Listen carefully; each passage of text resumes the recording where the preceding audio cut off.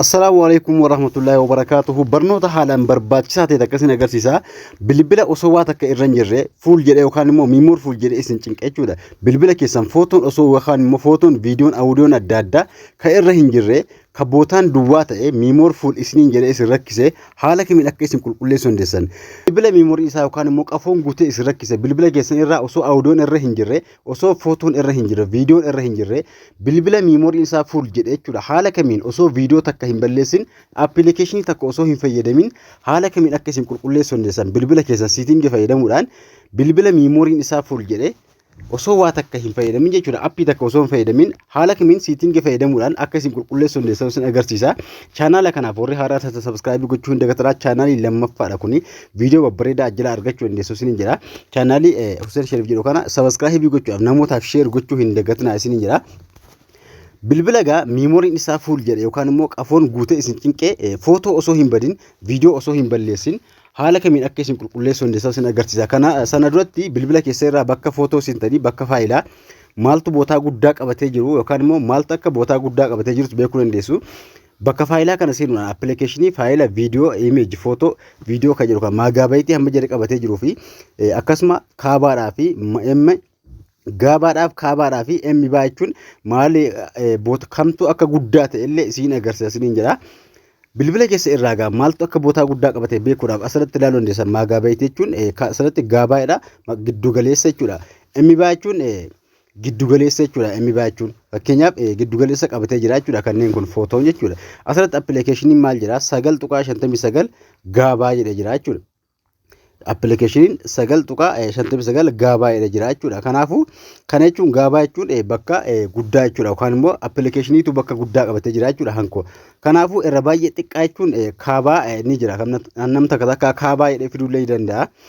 Kanneen kana haala kamiin bilbila keessan irraa bootaa duwwaa gochuu dandeessan osoo appii takka hin barreessin osoo appii takka illee bilbila irraa hin naqin yookaan immoo viidiyoo takka hin balleessin haala isin bilbila keessan irraa qulqulleessuu dandeessan isin agarsiisa. Bilbila keessan irraa gaa kana haquudhaaf siitingii ni seentu jechuudha.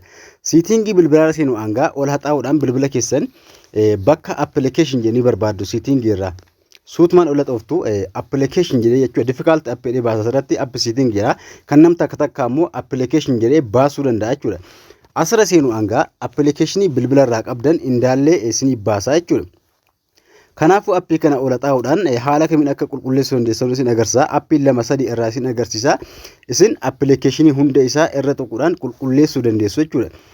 Asirratti gaalaksiidha. Fakkeenyaaf asirratti appii takka irra tuqee yeroo isin agarsiisu appii kanarra yoo tuqee asirratti 16.14 MB jedhee jira asirratti. Indaalleen isaa MB dha yookaan immoo giddu galeessaa jechuudha.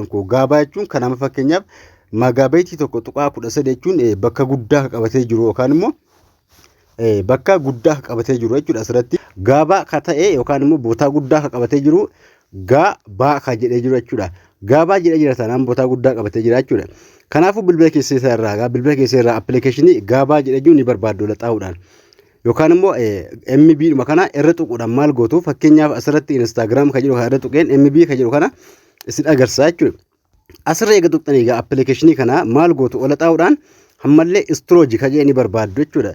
Istirooji kana eega barbaaddanii ganjallaa kana dhufuudhaan clear chech ka jedhe kana ni qulqulleessitu jechuudha. Clear chech ka jedhe kana ni tuqxu jechuudha. Clear chech jechuun qoshashaa jechuudha. Osoo appii keessa irraa waa takka hin banne qoshashaa achi keessa jiru yookaan immoo vaayirasii achi keessa jiru isinii qulqulleessaa jechuudha.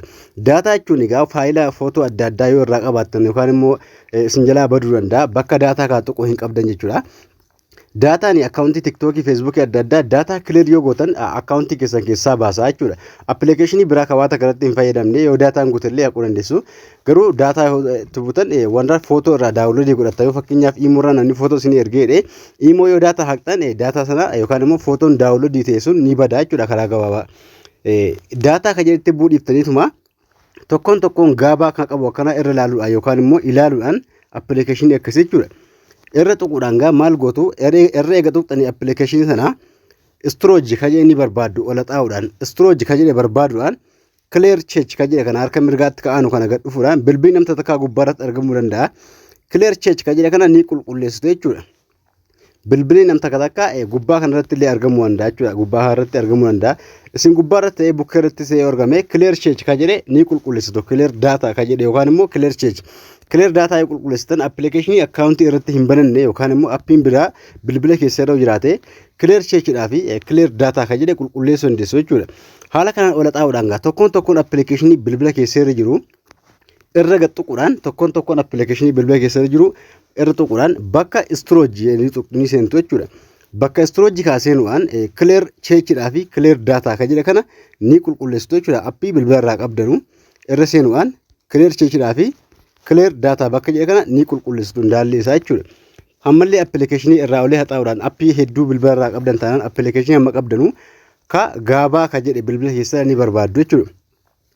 Gaabaa ka jedhe barbaaduudhaan application ndaallee isaa irra tuqxanii ni qulqulleessitu jechuudha. Ka gaabaa jedhe jiru yookaan immoo MB ka jedhe hunduma isaayyuu irra tuquudhaan ni qulqulleessuudhaan tokko yookiin lama isin agarsiisa.